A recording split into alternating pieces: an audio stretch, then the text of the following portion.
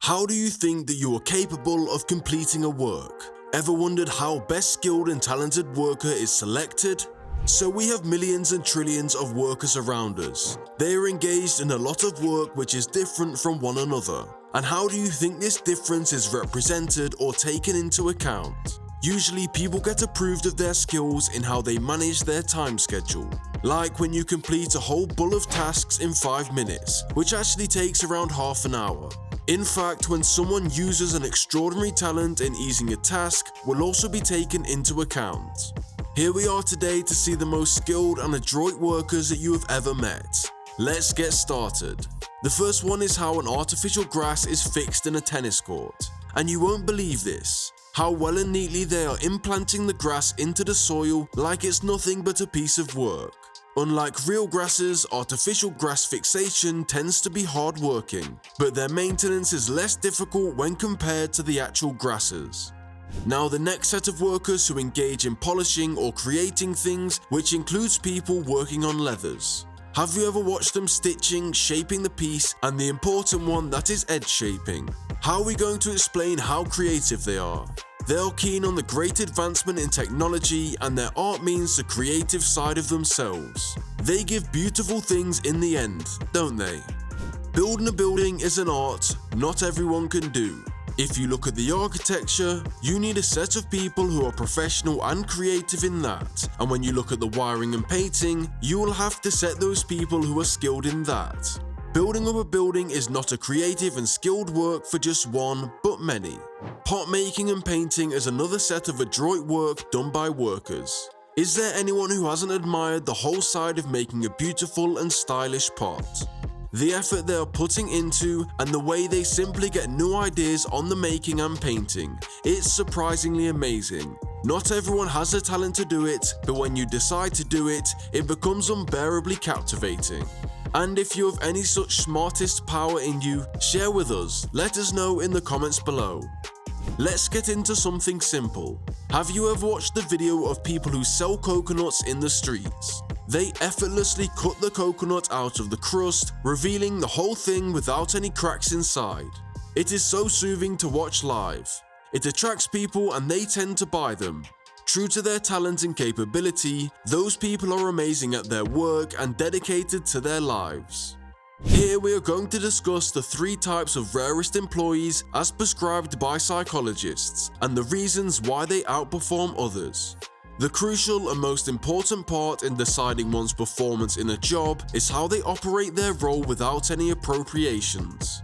And for many, they are being judged on the basis of their interaction with their colleagues, clients, and people around them and all. Social psychologists call this your reciprocation style. Employees with good time management. In most cases, what is more important is to get the work done beforehand. If one is able to do the same, the company they work for or the business they uphold will congratulate him. Time management is necessary in all cases, and a worker who does his work in time means he knows what he is doing. And most importantly, he knows how to implement his ideas in a given time.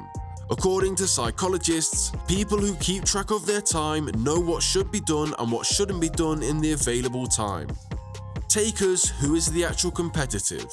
Everyone sees the world as a competitive platform. All they do is to concentrate on effectively achieving what they want. For the same, they tend to apply smart work over hard work. Guess who wouldn't use the same attempt? Nobody. In fact, people are using effective methods to implement what is easier. This is because they know that nobody is going to look out for them. Meanwhile, takers do everything and anything to get their work done. This is where people apply their tact. They officially tend to achieve the actual goal by applying the least management possible. Meanwhile, what givers do is that they focus on others more than themselves. They pay attention to what others need from them, so enriching and helping them to achieve what they want. They treat others like family and to add on ideas. Another example for a creative worker is one who does street magics. Who are these people? These are the people who sell millions of goods in a few minutes. These are people who meet the needs of multiple customers at a time. Not only do they meet the customers, but they do multiple jobs in a few minutes. What they gain through these practices is they earn constant customers with a variety of new inventions in their job platform. These are the wise words of Steve Jobs. It doesn't make sense to hire smart people and tell them what to do. We hire smart people so they can tell us what to do. He gives the vibe that how important it is to work smarter than any other reason. With the advancement in technology, now everyone knows how to use their powers. This not just means to utilize the available resources, but also to implement their new creativity as well. Adding the same into one's self-work, it is easier to achieve more patient work in no time. Master the art of negotiation. According to the present scenario, having a lot of workers working at different phases, directly or indirectly having an interaction is unpredictable.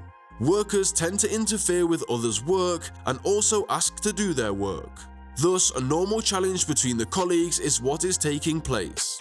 This is exactly where workers should create contact with all the workers and draw into negotiations.